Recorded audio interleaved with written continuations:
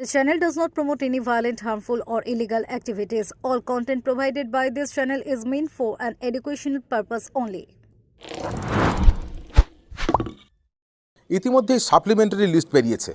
বাদ গেছে বহু ভোটার। এখনও পর্যন্ত ইসিআই দপ্তর পরিসংখ্যান দিতে পারেনি যে কত লক্ষ মানুষ বাদ গেছে এবং কত লক্ষ মানুষ অ্যাডজুডিকেশন থেকে বেরিয়ে এসেছে। ইতিমধ্যেই যাদের নাম তালিকা থেকে বাদ পড়েছে তারা কিন্তু এখনও ধন্দে, তারা দিশেহারা, তারা বুঝে পাচ্ছে না কোথায় যাবে তারা।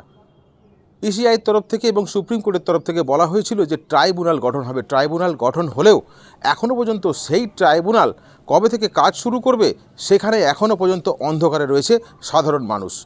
জেলা শাসক খুরশিদ আলী কাদরি তিনি জানালেন যে এসডিও অফিস, বিডিও অফিস এবং ডিইও মানে ডিএম অফিসে একটি করে হেল্প ডেস্ক করা হয়েছে এবং তারা সেখানে গিয়ে অ্যাপিল করতে পারবে। কিন্তু আদেও কি সেটা ট্রাইব্যুনাল, নাকি পরবর্তীকালে সেই অ্যাপিলগুলো ক্যান্সেল হবে?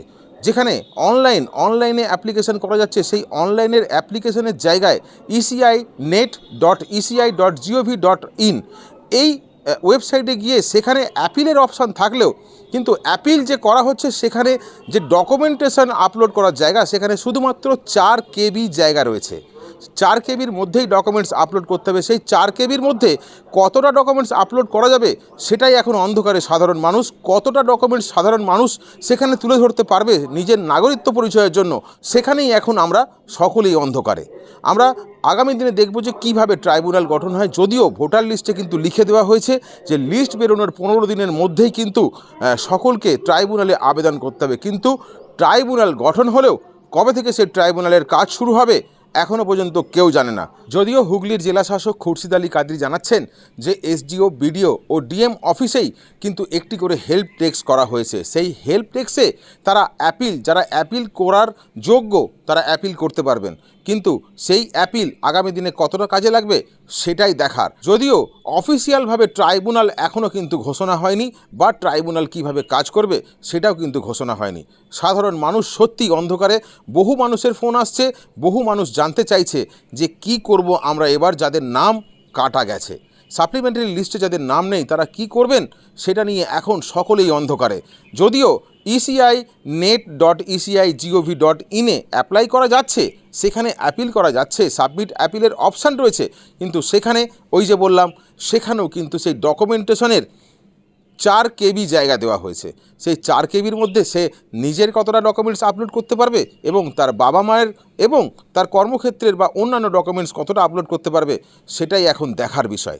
কলকাতা মিরর, কাজী জিয়াউল হক। तो कल देखा गया एडजुडिकेशन का सप्लीमेंट्री लिस्ट जो निकाला गया उसमें बहुत सारे लोगों का नाम डिलीट किया गया, तो क्या करेंगे वो, किस तरह से आवेदन? उसमें जो डिलीटेड केसेस जो अभी आ रहे हैं उसके लिए हमने ऑलरेडी BDOs, SDOs प्लस अपने लेवल पे भी जो है हेल्प डेस्क ऑपरेट किए हैं इंफॉर्मेशन देने के लिए, प्लस जिसका अपील जाने का प्रोविज़न है कि नहीं मुझे अपील करना चाहिए तो they can also file an appeal माध्यम যে আছে both online and offline system আছে। তো আমাদের যে টিমস আছে SDO level plus BDO level plus DM লেভেলে থাকবে যে মানুষকে সাহায্য করবে এই নিয়ে। আমাদের পাশে থাকতে সাবস্ক্রাইব করুন আমাদের ইউটিউব চ্যানেলটি ও ফলো করুন আমাদের ফেসবুক পেজটি। লাইক, শেয়ার ও কমেন্ট করতে ভুলবেন না। কলকাতা মিরর, পাশে থাকে, পাশে রাখে।